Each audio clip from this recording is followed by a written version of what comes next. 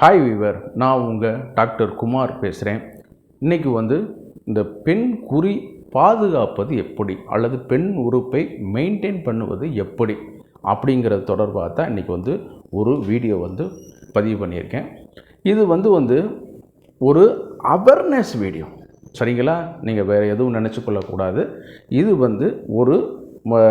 ஒரு விழிப்புணர்வை உண்டு பண்ணக்கூடிய ஒரு வீடியோ, சரிங்களா? இதை பற்றி நிறைய பேருக்கு தெரியாமல் இதை இது பண்ணிகிட்டே இருக்காங்க, கடந்து போயிட்டே இருக்காங்க. ஆனால் இவர்களுக்கு எல்லாம் பின்னாளில் வரக்கூடிய பாதிப்புகளுக்கு ஒரு மூல காரணமாகவே இது இருக்க ஆரம்பிக்கும், சரிங்களா? இன்றைக்கி கர்ப்பப்பை புற்றுநோய், கர்ப்பப்பை வாய் புற்றுநோய், வெஜினல் கேன்சர், அதே மாதிரி ஈஸ்ட் இன்ஃபெக்ஷன், இது எல்லாம் இந்த பெண்குறியை தாக்கக்கூடிய ஒரு முக்கியமான ஒரு நோய். நம்ம ஓவரி அதை நம்ம மென்ஷன் பண்ண வேண்டியதில்லை. அது இன்டர்னல் ஆர்கனாக இருக்கிறனால அது இயற்கையாகவே அது பாதுகாப்பு வளையத்துக்குள்ளே அமைஞ்சிருது. ஆனால் இதை பற்றி யாருமே இது பண்ணுவது கிடையாது.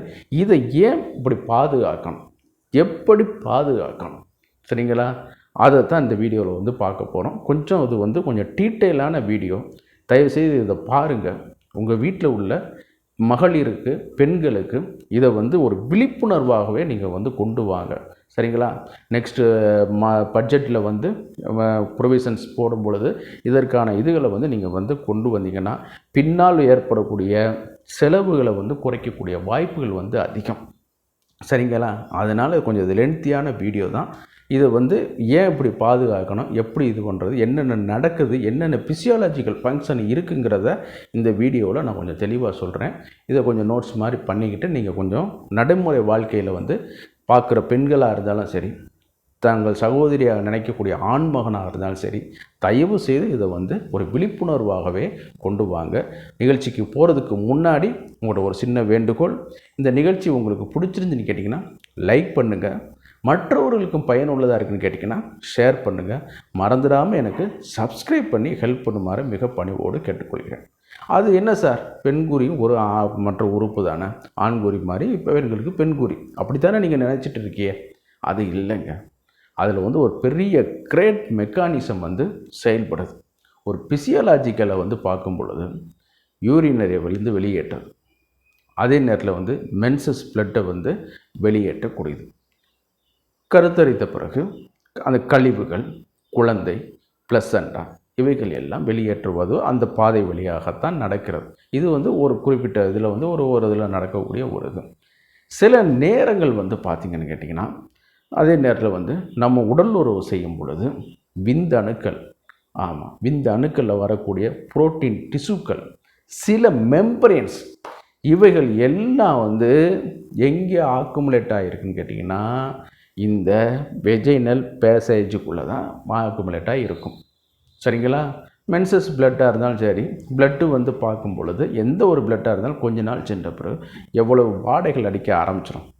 இதைகள் எல்லாத்தையும் செரிக்க செய்யுது, ஜீரணிக்க செய்து மடிக்க செய்யக்கூடிய ஆற்றல் அந்த இதில் இயற்கையாகவே இறைவன் கொடுத்துருக்கிறான். அந்த அளவுக்கு ஒரு சிறப்பான ஒரு இதில் வரக்கூடிய ஒரு உறுப்பு இது. இதில் பார்த்தீங்கன்னு கேட்டிங்கன்னா அந்த இரைப்பையில் இருக்கக்கூடிய அளவிற்கு பிஹெச் லெவல், ஆமாம், அது அமிலத்தன்மை. நான் ஆசிட் என்ன ஆசிட் சுரக்குதுங்கிறத நான் சொல்லலை. அமிலத்தன்மையோட லெவலில் பார்க்கும் பொழுது 4 to 4.5 வரைக்கும் உள்ள அமிலத்தன்மை அதில் இருக்குது அப்படிங்கிற மாதிரி நம்ம சொல்லிட்டு ஆராய்ச்சியாளர்கள் சொல்லிகிட்டு இருக்காங்க. இப்போ இரைப்பையில் ஆக்சின்டிக் செல்கள் இதை சுரக்கும். ஆனால் வெஜினாவில் என்ன செல்கள் சுரக்குதுன்னு கேட்டிங்கன்னா எதுவுமே செல்கள் கிடையாது. இயற்கையான முறையில் இருக்கக்கூடிய டோர்டோலின் பேசிலஸ்ன்னு சொல்லக்கூடிய ஒரு கிருமி தான், அப்போ ஒரு பாக்டீரியா தான் அதில் இருக்குது. என்ன சார் சொல்கிறீங்க, ஒரு பாக்டீரியா இவ்வளோ ஆசிட்டை சுரக்குதா அப்படின்னு கேட்டிங்கன்னா, ஆமாங்க, பாக்டீரியாவில் 2 வகைகள் இருக்குது. நீங்கள் ஒன்று தெரிஞ்சுக்கிறீங்க, 2 வகையான பாக்டீரியாக்கள் ஒன்று இருக்குது. ஒன்று நல்ல செய்கிற பாக்டீரியா, இன்னொன்று தீமை செய்கிற பாக்டீரியா. நல்ல செய்கிற பாக்டீரியா தான் பாலை தயிராக புளிக்க வைக்குது, மாவை புளிக்க வைக்குது.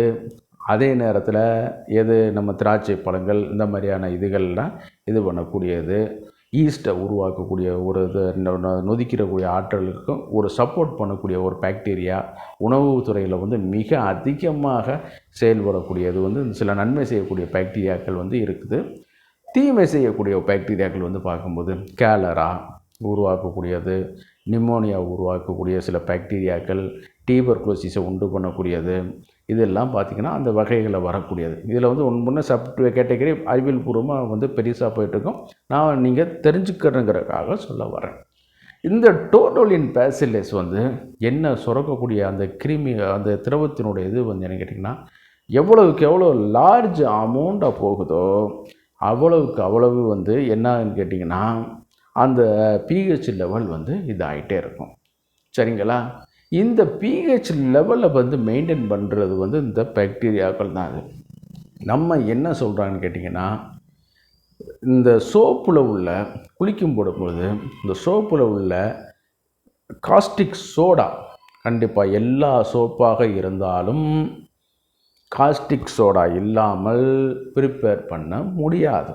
நீங்கள் எந்த சோப்பாக இருந்தாலும் சரி, ஒரு சில சோப்புகள் வந்து ரொம்ப வந்து மெடிக்கேட்டட் சோப்பு வந்து மருத்துவருடைய பரிந்துரையில் பண்ணக்கூடியது வந்து அதில் வந்து அந்த காஸ்டிக் வந்து கொஞ்சம் ஓரளவு கட்டுப்படுத்தப்பட்டிருக்கும்.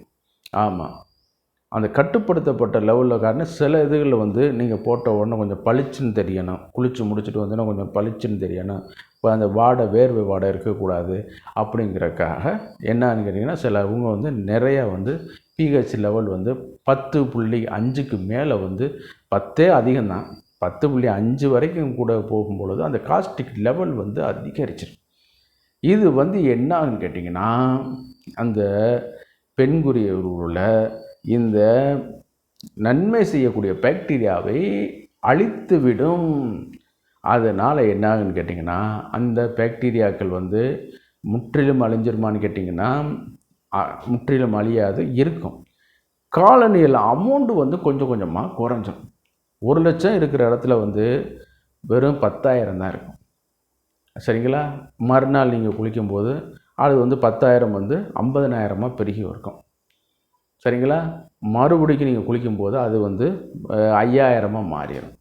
இப்படியே அது வந்து அந்த குறைஞ்சு கூட இருக்கிறனால என்னன்னு கேட்டிங்கன்னா நம்ம இந்த உடலுறவு ஃபங்க்ஷன், மாதவிடாய் காலத்திலிருந்து வெளியேறக்கூடிய இரத்தம், இவைகளை வந்து அந்த க்ளீனிங் பண்ணி செய்யக்கூடிய ப்ராப்பர்ட்டி வந்து அதில் வந்து குறைந்து போய்விடும். சரிங்களா? க்ளீனிங் பண்ணக்கூடிய ஒரு ப்ராப்பர்ட்டி வந்து மடிக்க செய்யக்கூடிய ஆற்றல் வந்து கொஞ்சம் கொஞ்சமாக அதில் குறைந்து போன பிறகு என்னான்னு கேட்டிங்கன்னா அது வந்து ரொம்ப வந்து அந்த இடத்துல வந்து வேறு தீமை செய்யக்கூடிய பாக்டீரியாக்கள் வந்து அதில் வந்து ஏற ஆரம்பிச்சிடும். அப்போ என்னன்னு கேட்டிங்கன்னா இந்த கர்ப்பப்பை வந்து வாய் வந்து பாதிக்கப்படும், யோனி துவாரங்களும் வந்து பாதிக்கப்படும். அதே நேரத்தில் வந்து வெளியிலேயும் அதுக்கான வாடைகள் கிருமி இதாகிட்டு வரும்பொழுது கர்ப்பப்பையை காக்கக்கூடிய பர்தோலின் பிளான்ட் வந்து என்னென்னு கேட்டிங்கன்னா அதிகப்படியான திரவங்களை வந்து சுரந்து போக வைக்கும். அப்போ தான் என்னன்னு கேட்டிங்கன்னா லூப்ரிகேஷன் இந்த மாதிரி திரவங்கள் வந்து வெளியேறிக்கிட்டே இருக்கும்போது அவங்களுக்கு வந்து வெள்ளைப்படுதல் இந்த மாதிரியான ஒரு இது. அதே மாதிரி அது சோமரோகம்னு சொல்லுவோம். நம்ம ஆயுர்வேதத்தில் சோமரோகத்தில் வரும்பொழுது இந்த மாதிரியான நீராக போயிட்டே இருக்கும், பாவமாக இருக்கும். அந்த மாதிரியான ஒரு கண்டிஷனுக்கு வந்து தள்ளப்பட்டு விடுவார்கள். அந்த அளவுக்கு, அதாவது இது வந்து நான் சொல்ல வந்து 45-50 ஏஜில் வந்து நடக்கக்கூடிய ஒரு இது. ஆனால் இதுக்கு எல்லாம் மூல காரணமாக இருக்கக்கூடியது வந்து இந்த இளம் வயதில் நம்ம அதை வந்து மெயின்டைன் பண்ணுறது தவற காரணத்தினால அதை யாருமே அது வந்து ஒரு மறைவான இடத்துல இருக்குங்கிறதுனால என்னன்னு கேட்டிங்கன்னா கவனிப்பதே கிடையாது. சரிங்களா? இந்த அளவுக்கு அதில் வந்து கொண்டு வந்துடும். சில நேரம் வந்து ஈஸ்ட் இன்ஃபெக்ஷன் சொல்லக்கூடிய ஒரு பூஞ்சை தொற்றை வந்து கொண்டு வருவதற்கு வாய்ப்புகள் வந்து உருவாக்கி கொடுத்து வருவதற்கு இந்த பாக்டீரியாக்களுடைய எண்ணிக்கை குறையும். எப்படி சொல்கிறோன்னு கேட்டிங்கன்னா உணவுப் பொருள் காலாவதி ஆயிடுச்சுன்னா என்ன ஆகும்? அதில் வந்து ஃபங்கஸ் பிடிக்குதா? அது மாதிரி தான் இந்த விந்துவோ உள்ளே வரக்கூடிய மென்சஸ் பிளட்டோ இந்த பாக்டீரியானால் ஜீரணிக்கப்படாமல் மெட்டபாலிசம் பண்ணப்படாமல் அழிக்கப்பட்டு வெளியேற்றப்படாமல் இருந்தால் அதில் வந்து என்னாகுன்னு கேட்டிங்கன்னா, இந்த பூஞ்சை தொற்று மாதிரி பல வகைகள் இருக்குது, வரவுக்கான வாய்ப்புகள் வந்து இருக்குது. அதில் ஒன்று தான் இந்த ஈஸ்ட்டுன்னு சொல்லக்கூடிய ஒரு செல் பூஞ்சை உயிரினம். இது ரொம்ப டேஞ்சருங்க. உள்ளே போன பிறகு பெண்குறியை வந்து சுருங்க செஞ்சு வெடிப்பு விழுக ஆரம்பிச்சிடும். பெண்குறிக்கு வெளியிலையும் வெடிப்பு விழுக ஆரம்பிச்சிடும், உள்ளேக்கையும் வெடிப்பு. நம்ம நினைப்போம் காமன் டாய்லெட்டை யூஸ் பண்ணிவிட்டு வந்துட்டோம் அப்படி. அது காரணம் கிடையாதுங்க. ஃபஸ்ட்டு அந்த பாக்டீரியா அழிந்தது. ரெண்டாவது டெம்பரவரியாக இந்த சுகர் கண்டென்ட்டு அதிகமாக இருக்கக்கூடியது. கூல்ட்ரிங்க்ஸ் இந்த மாதிரியான இது வந்து பாட்டில் பேவரேஜ் ஐட்டங்கள் நம்ம எடுக்கப்படும் பொழுது என்னாகுன்னு கேட்டிங்கன்னா, டெம்பரவரியாக சுகர் ரைஸ் ஆனவுடனே அதை நொதிக்க செய்வதற்கு, ஆல்கஹாலாக மாற்றுவதற்கு இந்த ஈஸ்ட்டு வந்து அதிகமாக நம்ம உடம்புல வந்து உற்பத்தி ஆகி இது வரும். அதுவும் ஒரு வகையில் இது பண்ணாலும், ஆனால் அதனுடைய விளைவு வந்து உள் உறுப்புகளை பாதிக்கப்பட வைத்துவிடும். நாளாக இந்த ஈஸ்ட் இன்ஃபெக்ஷனும் மற்றும் சில பூஞ்சைகளும் அன்ஐடென்டிஃபைடு இந்த மாதிரியான இதுகள் வரும்பொழுது என்னன்னு கேட்டிங்கன்னா, கர்ப்பப்பை வாயிலை அமர்ந்து கொண்டு கர்ப்பப்பை வாய் புற்றுநோயை வந்து உண்டு பண்ணுவதற்கு வந்து வாய்ப்புகள் வந்து அதிகம். அன்னைக்கு தான் நம்ம வந்து விழிப்புணர்வாக இருப்போம். ஆமாம், இந்த மாதிரி ஆகிப்போச்சு இந்த மாதிரி. ஆனால் அதுக்கு முன்னாடி பேஸ்மெண்ட் வந்து நம்ம பண்ணக்கூடிய இந்த தப்பு தான். சரிங்களா?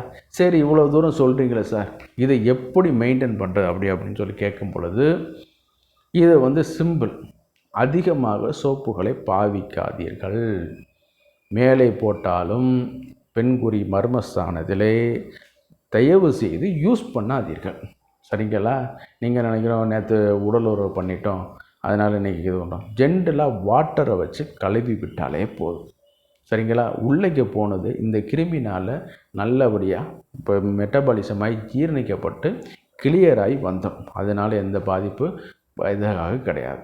சரிங்களா? நீங்கள் ஹைஜீனிக்காக இருக்கணும் அப்படிங்கிறக்காக நினச்சிக்கிட்டு பண்ணுறது, நீங்களே உங்களுக்கு வந்து ஆப்பு வச்சுக்கிற மாதிரி, தீமையை தேடிக்கொள்வது மாதிரி. சரிங்களா?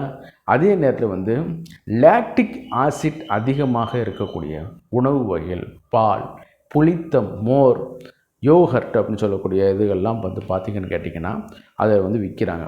அதை வந்து நம்ம வந்து உணவில் வந்து பயன்படுத்தி கொள்ளலாம். இதன் மூலம் வந்து அந்த லாக்டிக் ஆசிட் வந்து குறையக்கூடிய இது வந்து நம்ம வந்து உற்பத்தி பண்ணக்கூடிய ஆற்றல் வந்து அதிகமாக போய்விடும். சரிங்களா? அதனால் வந்து அந்த எண்ணெய் காலனியல் கவுண்ட் வந்து 50,000 இருக்கிற இடத்துல அந்த பாக்டீரியா வந்து 1,00,000 வரைக்கும் வரதுக்கான வாய்ப்புகள் வந்து கூட ஆரம்பித்தோம். நேச்சர் வந்து அதில் வந்ததுனால. அப்புறம் என்ன ஆகுன்னு கேட்டிங்கன்னா, கொஞ்சம் இதில் வந்து வரும்பொழுது இது போடக்கூடிய நிறைய பிராண்டு வந்து வந்துருச்சு. ஆமாம், பிராண்டு நான் குறிப்பிட விரும்பலை. வாஷ் செல், வெஜைனல் வாஷ் செல்னு சொல்லிட்டு நிறைய இதுகளில் வந்து இருக்குது. அதில் வந்து அங்கீகரிக்கப்பட்ட அரசு மருத்துவருடைய பரிந்துரையின் பேரில் வாங்கி, நீங்கள் பெண் மருத்துவரின் பேரில் வந்து வாங்கி இதை வந்து நீங்கள் வந்து பயன்படுத்திக்கலாம். அதை விட இன்றைக்கி வந்து ஓடிசியாகவே வந்துருச்சு. ஓவர் தி கவுண்டர் வாங்கி நீங்கள் வந்து ஏன்னா அது வந்து தவறு வந்து கிடையாது. உங்களை நீங்கள் காப்பாற்றிக்கிறீங்க. ஒரு முன்னெச்சரிக்கையாக, ஒரு ப்ரிவென்ஷனாகவே நீங்கள் வந்து இதை வந்து கடைபிடித்து கொண்டு வர்றீங்க. அதனால் இது வந்து தப்பு வந்து கிடையாது. அதை வச்சு நீங்கள் வந்து நல்லா வந்து ஒரு நாளைக்கு ஓரிரு முறைகள் வாஷ் பண்ணிவிட்டு பண்ணாலே இது வந்து கொஞ்சம் கொஞ்சமாக குறைஞ்சிருக்கும், வரக்கு வாய்ப்புகள் அதிகம். அந்த நன்மை செய்யக்கூடிய பாக்டீரியாக்கள் வந்து அதில் அதிகமாக வர ஆரம்பிச்சிடும். அதுதான் அதில் கொஞ்சம் முக்கியமான ஒரு இது. ஆமாம், அந்த ஜெல்லு க்ளீன் பண்ணி வரும்பொழுது அதே நேரத்தில் நீங்கள் அதில் சோப்புகள் மாதிரி தானே சார் இருக்கும், நுரையெல்லாம் வருதுன்னு கேட்டிங்கன்னா, எந்த சோப்புலையும் நுரை வருவதற்கு லோரைல் சல்ஃபேட்னு சொல்லக்கூடிய ஒரு பொருள் சேர்ப்பார்கள். அதுதான் நுரையை உண்டாக்குது. அதனால் இதுலேயும் கொஞ்சம் நுரைகள் வருவதற்கு வாய்ப்புகள் உண்டு. அதனால் நுரைக்கும் இதற்கும் சம்பந்தம் வந்து கிடையாது. சரிங்களா? ஆமாம், அதை வச்சு நீங்கள் வந்து இது பண்ணிவிட்டு உங்கள் அதே நேரத்தில் வந்து ஃப்ளேவரு சென்டடு, ரோஸ் சென்ட் அந்த மாதிரியான எசன்ஸ் எல்லாம் கலந்து தான் வருது. டீ ட்ரீ ஆயிலெலாம் கலந்து தான் வருது. அதில் சில ஒரு நன்மை செய்கிறது தீமை செய்கிற மாதிரி சொன்னாலும், பட் அறிவியல் பூர்வமாக லாக்டிக் ஆசிட் தான் இதுக்கு வந்து ரொம்ப சப்போர்ட்டிவாகவும் ஹெல்ப்ஃபுல்லாகவும் இருக்கிறனால வந்து இதை வந்து நம்ம வந்து கொஞ்சம் இது பண்ணிக்கிறது நல்லது.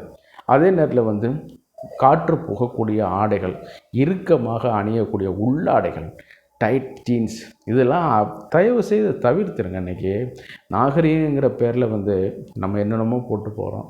ஆமாம், அந்த மாதிரியான இதுகள் வந்து இளம் வயதில் காற்றோட்டமாக இருக்கக்கூடிய உடைகளை வந்து இது பண்ணி கொடுங்க. அந்த மாதிரி இருந்தால் தான் அந்த பாக்டீரியாக்களுக்கு ஓரளவு கொஞ்சம் ஏரேஷன் கிடச்சி கொஞ்சம் நல்லா இதாக இருக்க வைக்கும்.